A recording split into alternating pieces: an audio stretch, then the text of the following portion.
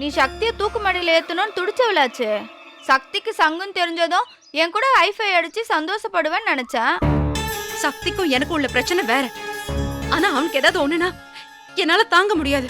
என்ன ரேவதி, நீ மணிரத்ன பட ஹீரோயின் மாதிரி தாலியை கழட்டி ஆணில மாற்ற கேரக்டர்னு நினைச்சேன். ஆனா இப்பதான் தெரியுது மன்சூர் சாப்பிடுற KS ரவிக்குமார் ஹீரோயின்.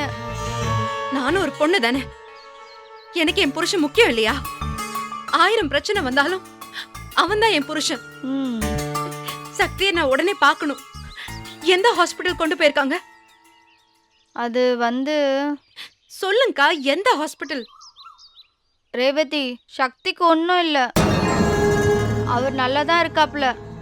நான் சும்மா ஒரு பொய் சொல்லி உன்னை வர வச்சேன். நல்ல வேலை, ஓங்கி ஒன்று விடுவான்னு நினச்சேன். அப்பாடி கூல் ஆயிட்டா.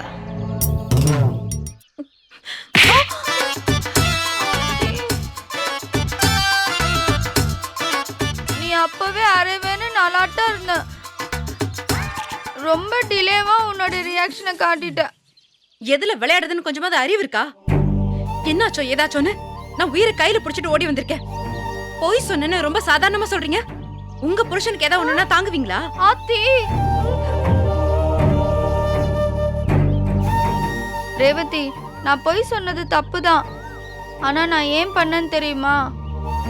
உன்னையும் சக்தியும் எப்படியா சேர்த்து வைக்கணும் தான் இப்படி பண்ண. நீயே யோசிச்சு பாரு, சக்தி எப்படி உன்கிட்ட கெஞ்சினாரு, மன்னிச்சிடுன்னு காலில் கூட விழுந்தாரு. நீ அப்பவும் மனசு இறங்கல. ஆனா இப்ப சக்தி சீரியஸா இருக்கிறாருன்னு சொன்னதும் பதறி அடிச்சுட்டு வந்து நிக்கிறல்ல. வார்த்தைக்கு வார்த்தை என் புருஷன் சொல்லிட்டு இருக்க.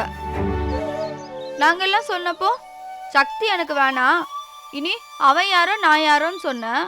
ஆனா இப்போ உன் மனசுக்குள்ள இருந்த பாசம் வெளியே வந்துருச்சு பாத்தியா? ரேவதி, உனக்கு சக்தியை பிடிக்கும்னு எங்க எல்லாருக்கும் தெரியும். ஆனா நீதான் அவரை வெறுக்கிற மாதிரி நடிச்சு உன்னை நீயே கஷ்டப்படுத்திக்கிற. உன் வீம்பு பிடிவாதம் எல்லாத்தையும் தூக்கி போட்டு சக்தி கூட சேர்ந்து வாழப்பாரு. கழுத்துல அவர் கட்டின தாலியையும் வயிற்றுல அவர் புள்ளையும் சுமந்துட்டு நிக்கிற ஒரு பொண்ணா இருந்து சொல்றேன், இந்த மாதிரி நேரத்துல புருஷன் பக்கத்துல இருக்கணும்னு மனசு ஆசைப்படும். போ ரேவதி, போ சக்திகிட்ட பேசு.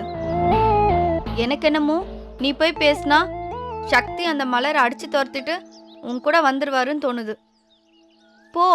போய் சக்தியை பாரு. சாரிக்கா, நான் உங்களை... அட, இதெல்லாம் பரவாயில்ல விடு. அக்கா தங்கச்சிக்குள்ள இந்த மாதிரிலாம் குடுக்கல் வாங்கல் இருந்தா தானே நல்லா இருக்கும். இங்க பாரு, நல்லபடியே சக்திகிட்ட பேசு. நீங்க 2 பேரும் சேர்ந்துருவீங்கன்னு எனக்கு நம்பிக்கை இருக்கு. All the best.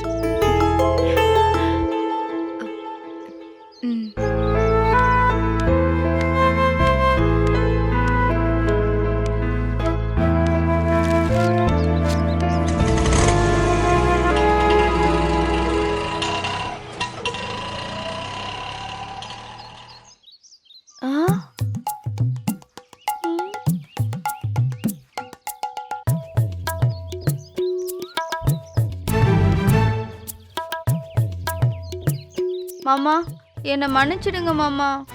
நான் ஏதாவது தப்பா பேசியிருந்தா என்னை மன்னிச்சு. மருமகளே, இந்த 375 எபிசோடுகள்ல நீ பண்ண ஒரே நல்ல காரியம் இதுதான் மாமா. ஆமா, எனக்கு தெரிஞ்சு உன் வாழ்க்கையிலேயே நீ கரெக்டா பேசின ஒரே சிச்சுவேஷன் இதுதான். தேங்க்ஸ் மாமா. சுபத்ரா, இப்படி வா. இன்னும் கொஞ்சம் வா. என்ன மாமா? கொஞ்சம் இப்படி திரும்ப.